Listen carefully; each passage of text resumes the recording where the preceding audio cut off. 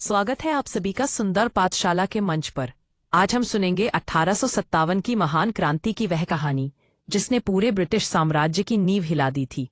यह केवल एक युद्ध नहीं था, बल्कि एक आग थी जो वर्षों से भीतर ही भीतर सुलग रही थी और 1857 में भड़ककर पूरे देश में फैल गई।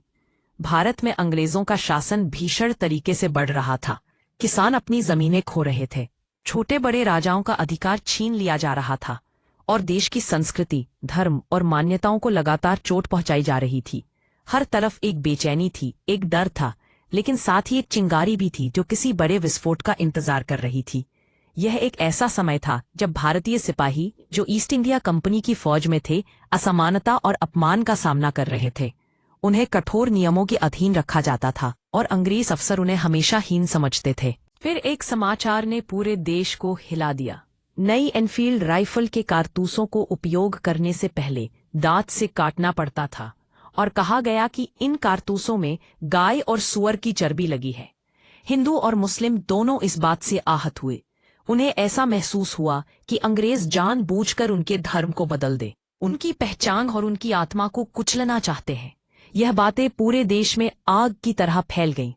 यही वह समय था जब इतिहास में एक नाम उभरा, मंगल पांडे। 29 मार्च 1857 को बैरकपुर छावनी में जब उन्हें कारतूस चाटने का आदेश मिला तो उन्होंने इसे अपने धर्म पर आघात बताते हुए साफ इनकार कर दिया। अंग्रेज अफसरों ने उन्हें दंड देने की कोशिश की, लेकिन मंगल पांडे में वर्षों के अन्याय की आग भड़क उठी थी। उनके द्वारा चलाई गई पहली गोली मानो पूरे हिंदुस्तान की आवाज बन गई। बैरकपुर का मैदान विद्रोह की गर्मी से भर गया। अंग्रेज हड़बड़ा गए। कुछ ही दिनों में मंगल पांडे को फांसी दे दी गई, लेकिन तब तक वे अमर हो चुके थे। उनका नाम हर सिपाही के दिल में आग बनकर धड़कने लगा था। इसके बाद आया 10 मई 1852 का वह दिन जिसने इतिहास बदल दिया। मेरठ छावनी में 85 भारतीय सिपाहियों ने कारतूस छाटने से साफ मना कर दिया था। उन्हें गिरफ्तार कर लिया गया और लोहे की जंजीरों में बांधकर जेल में डाल दिया गया। यह अपमान भारत के कोने कोने तक पहुंचा। जैसे ही रात हुई, सैनिकों का धैर्य टूट गया और गुस्से का सैलाब उमड़ पड़ा। उन्होंने जेल तोड़ी, अंग्रेज अफसरों को मार गिराया और हजारों सैनिक खुले मैदान में जमा होकर एक ही नारा लगाने लगे, चलो दिल्ली, बहादुर शाह जफर को अपना बादशाह बनाओ। यह नारा एक नई शुरुआत के संकेत था। विद्रोही सैनिक दिल्ली की ओर बढ़े। जब वे लाल किले पहुंचे तो 86 वर्ष के बुजुर्ग बादशाह बहादुर शाह जफर हैरान थे। उनके सामने हजारों सैनिक खड़े थे जो कह रहे थे, हम आपको अपना सम्राट मानते हैं, हम आपके झंडे के नीचे लड़ेंगे। बहादुर शाह जफर जानते थे कि अंग्रेजों से टक्कर लेना आसान नहीं होगा, लेकिन वे यह भी जानते थे कि इन सैनिकों की आंखों में जलती आग अब पूरे देश की आशा बन चुकी है। उन्होंने विद्रोह को अपना आशीर्वाद दिया और लाल किले पर कंपनी का झंडा गिराकर फिर से बादशाहत का झंडा फहरा दिया। ये क्षण अंग्रेजों के लिए सबसे बड़ा झटका था। दिल्ली से उठी ये क्रांति अब पूरे भारत में फैलने लगी। कानपुर में नाना साहेब और तांत्या टोपे ने मोर्चा संभाला। झांसी में महारानी लक्ष्मीबाई ने तलवार उठाई और कहा, मैं अपनी झांसी नहीं दूंगी। अवध में बेगम हजरत महल ने अंग्रेजों के खिलाफ अपने लोगों को संगठित किया। बिहार में 80 वर्ष के कुंवर सिंह युद्ध के मैदान में कूद पड़े। देश का लगभग हर क्षेत्र अंग्रेजों के खिलाफ खड़ा हो रहा था। गांव-गांव, कस्बों में लोग विद्रोहियों का साथ देने लगे। ये महज एक सैन्य विद्रोह नहीं था, ये लोगों की आवाज थी, ये भारत की आत्मा का जागरण था। अंग्रेज पहली बार घबरा गए। अंग्रेज अधिकारियों को समझ ही नहीं आ रहा था कि इतना बड़ा विद्रोह अचानक कैसे फूट पड़ा। दिल्ली, कानपुर, अवध, झांसी, हर तरफ विद्रोही सेनाओं की जीत की खबरें आ रही थीं। कंपनी राज की जड़ें हिल चुकी थीं। अंग्रेजों को यह डर सता रहा था कि अगर यह आग कुछ और दिनों तक जलती रही तो पूरा साम्राज्य खाक हो जाएगा।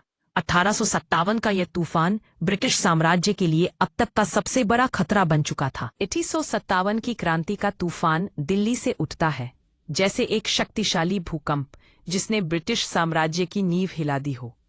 लेकिन असली लड़ाई तो अब शुरू होती है।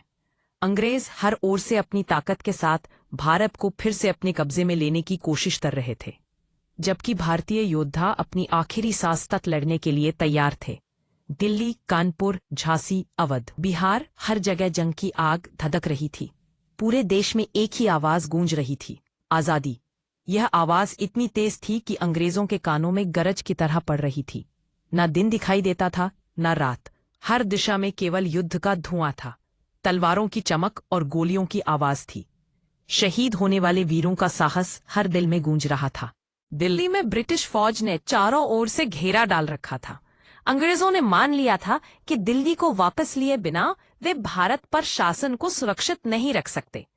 लाल किले की दीवारों के पीछे हजारों विद्रोही सैनिक जान की बाजी लगाकर लड़ रहे थे। बादशाह बहादुर शाह जफर बुजुर्ग होते हुए भी उनका हौसला जवानों जैसा था। हर रोज वे विद्रोहियों से मिलते, उन्हें प्रोत्साहित करते और कहते, ये धरती हमारी है, इसे किसी कीमत पर मत छोड़ना। दिल्ली की गलियों में महिलाएं घर घर से विद्रोहियों के लिए खाना, पानी और दवाई लेकर आती थीं। पूरा शहर एक सैनिक बन चुका था। लेकिन अंग्रेज विशाल तोपों और भारी तोपखानों के साथ दिल्ली की दीवारें तोड़ने लगे। हर तरफ धूल उड़ रही थी, गोले फट रहे थे और पहरा देने वाले सिपाही धीरे धीरे शहीद होते जा रहे थे। दिल्ली की घेराबंदी महीनों तक चली। अंग्रेजों ने क्रूरता की खाई पार कर दी, फिर भी भारतीय योद्धा पीछे हटने को तैयार नहीं थे। कई दिनों की लड़ाई के बाद आखिरकार दिल्ली की दीवारें कमजोर पड़ने लगी। अंग्रेजों ने शहर में घुसपैठ कर दी। गली गली में लड़ाई होने लगी। विद्रोही मौत तक लड़ते रहे, लेकिन उनके पास हथियारों की कमी पड़ने लगी। अंततः अंग्रेजों ने दिल्ली पर कब्जा कर लिया, लेकिन जीतते समय उनके चेहरे पर खुशी नहीं थी। उन्हें यह समझ आ गया था कि उन्होंने एक शहर जीता, पर भारत का दिल नहीं जीत पाए। नाना साहेब ने कानपुर में अंग्रेजों को कड़ी चुनौती दी। नाना साहेब पेशवा बाजीराव द्वितीय के दत्तक पुत्र थे और अंग्रेजों ने उनकी पेंशन देने से इनकार कर दिया था। यह अपमान उनके दिल में तीर की तरह चुभता था। विद्रोह के फैलते ही उन्होंने क्रांति का झंडा उठाया। कानपुर में उन्होंने अंग्रेजों को पीछे धकेल दिया और शहर पर नियंत्रण कर लिया। तांत्या टोपे उनके सबसे भरोसेमंद साथी, तेज दिमाग और युद्ध कौशल से भरपूर थे। उनकी रणनीतियों ने अंग्रेजों को बुरी तरह परेशान किया। कानपुर की धरती खून से लाल हो रही थी। भारतीय सैनिक बहादुरी से लड़े, लेकिन अंग्रेजों के पास आधुनिक हथियार और विदेशी समर्थन था। धीरे धीरे अंग्रेजों ने कानपुर को फिर से पकड़ लिया। नाना साहेब शहर छोड़कर नेपाल की ओर भाग गए, जबकि तांत्या टोपे जंगलों में छापामार लड़ाई जारी रखते रहे। कानपुर अंग्रेजों के हाथ चला गया, लेकिन विद्रोहियों का साहस और बढ़ गया। वहीं झांसी में महारानी लक्ष्मीबाई की लड़ाई की तैयारी हो रही थी। झांसी की रानी ने अंग्रेजों के डॉक्ट्रिन ऑफ लैप्स नीति के तहत अपने राजगद्दी के लिए आवाज उठाई।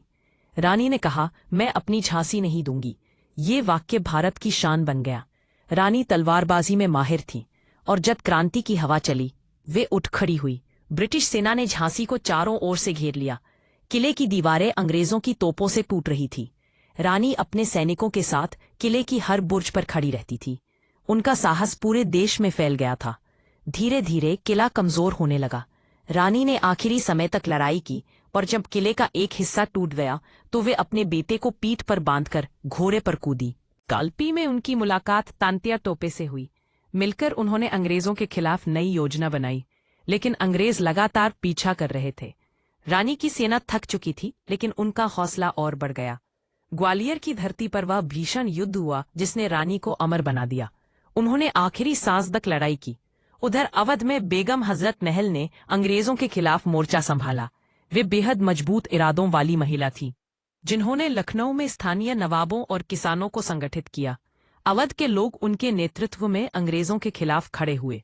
कई महीनों तक उन्होंने लखनऊ को अंग्रेजों से मुक्त रखा, लेकिन अंग्रेज बड़ी सेना के साथ लौटे और बेगम को पीछे हटना पड़ा। बिहार में कुंवर सिंह की कहानी भी अद्भुत थी। 80 वर्ष की उम्र में जब क्रांति की चिंगारी फैली तो उन्होंने तलवार उठा ली। भले ही उनकी उम्र अधिक थी, उनका साहस जवानों जैसा था। एक युद्ध में गोली लगने से उनका हाथ घायल हो गया तो उन्होंने बिना झिझक अपने हाथ को काट दिया ताकि जहर न फैले। अंत में लड़ते लड़ते वे वीर गति को प्राप्त हुए। 1857 की क्रांति अब अपने सबसे निर्णायक दौर में थी। एक ऐसा समय जब भारत के हर कोने से विद्रोह की आवाजें उठ रही थीं। जैसे ही सूरज ने अपने सुनहरे किरणों को आसमान से चितराया, क्रांतिकारियों के दिलों में स्वतंत्रता की आग जल रही थी। दिल्ली, कानपुर, झांसी, अवध और बिहार, हर क्षेत्र में लोग अंग्रेजों के खिलाफ खड़े थे, परंतु अंग्रेज भी अपनी पूरी ताकत से पलटवार कर रहे थे। उन्होंने दूर दूर से फौजें बुलाकर नई रणनीतियां बनाई और अत्याचार की सीमाएं पार करते हुए हर जगह हमला किया जहां भारतीय विद्रोही जम गए थे। दिल्ली और कानपुर में अंग्रेजों ने कब्जा कर लिया था, लेकिन क्रांति की आत्मा अभी भी लोगों के दिलों में जल रही थी। तांत्या टोपे जैसे योद्धा झुकने को तैयार नहीं थे। झांसी की रानी के बाद तांत्या ने छापामार युद्ध की कमान संभाल ली थी। उनकी रणनीतियों ने अंग्रेजों को परेशान कर दिया। जंगलों में गायब होकर वे अचानक किसी ब्रिटिश टुकड़ी पर हमला करते। दिन रात थकावट के बिना लड़ते रहे, लेकिन उनके अपने ही कुछ लोगों ने उन्हें धोखा दे दिया। गिरफ्तारी के बाद जब उन्हें फांसी की सजा सुनाई गई तो उनका चेहरा शांत था। उन्होंने गर्व के साथ कहा, मैंने देश के लिए लड़ाई लड़ी है। उनका बलिदान क्रांति की आग को और भी गहरा कर गया। उधर अवध की धरती पर अंग्रेजों का अत्याचार बढ़ता जा रहा था। लखनऊ की हर गली में सैनिक खड़े थे। बेगम हजरत महल नेपाल चली गई थी, लेकिन अवध के लोग लड़ाई जारी रखे हुए थे। किसान और आम लोग भी हथियार उठा चुके थे। हर घर किले की तरह बन गया था, लेकिन अंग्रेजों की भारी सेना के सामने आम लोगों के हथियार धीरे धीरे कमजोर पड़ने लगे। अंग्रेज एक एक करके अवध पर दोबारा कब्जा जमा रहे थे। बिहार में कुंवर सिंह का नाम साहस का प्रतीक बन चुका था। उन्होंने अपनी अंतिम सांसों तक लड़ाई जारी रखी। उनके युद्ध कौशल को कई बार अंग्रेजों ने कम आंका, लेकिन हर बार वे उन पर भारी पड़े। एक समय जब उनका हाथ घायल हो गया तो उन्होंने बहादुरी से उसे काट कर फेंक दिया ताकि जहर न फैले। यह दृश्य उनके साहस की एक अमिट निशानी बन गया। अंत में मातृभूमि की रक्षा करते हुए उन्होंने अपने प्राणों की आहुति दी। इस सब के बीच पूरे देश में क्रांति के छोटे छोटे केंद्र अभी भी सक्रिय थे। पंजाब में सिखों के कुछ समूह अंग्रेजों की तरफ थे, जबकि कुछ विद्रोह कर रहे थे। दक्षिण भारत में भी छोटे विद्रोह होते रहे, लेकिन संगठित तरीके की कमी के कारण वे बड़े स्तर पर नहीं फैल सके। बंगाल, मध्य प्रदेश, राजस्थान और अन्य जगहों पर विद्रोह की लपटें उठी, लेकिन अंग्रेजों की भारी ताकत के आगे टिक नहीं पाए। जैसे जैसे अंग्रेज जीतते गए, उन्होंने क्रांति को कुचलने के लिए क्रूर नीतियां अपनाई। हजारों लोगों को फांसी दी गई, कई गांव जला दिए गए और अनगिनत परिवार उजड़ गए। लेकिन उनकी इस जीत में एक डर छिपा था। 1857 की क्रांति ने स्पष्ट कर दिया था कि भारत अब शांत नहीं रहेगा। भारतीय मन अब आजादी की इच्छा से भर चुका था। ये आग वे कितनी भी कोशिश कर ले, बुझा नहीं पाएंगे। 1857 के अंत तक अंग्रेजों ने एक एक करके भारत पर फिर से नियंत्रण कर लिया। क्रांति को दबा दिया गया, हजारों लोग शहीद हुए और शहर वीरान हो गए। लेकिन इस हिंसा और हार के बीच एक बात थी जिसे अंग्रेज समझ नहीं पाए। भारत अब बदल चुका था। लोग अब यह नहीं मानते थे कि अंग्रेज अजय है। 1857 की क्रांति भले तत्काल सफल नहीं हुई, लेकिन इसने आने वाले 90 साल की आजादी की लड़ाई का रास्ता बना दिया। विद्रोह के बाद अंग्रेजों ने ईस्ट इंडिया कंपनी को भंग कर दिया और शासन सीधे ब्रिटिश सरकार के हाथ में चला गया। रानी विक्टोरिया ने घोषणा की कि भारतीयों के धर्म, संस्कृति, मान्यताओं और संपत्तियों का सम्मान किया जाएगा। यह घोषणा अंग्रेजों के डर को दर्शाती थी।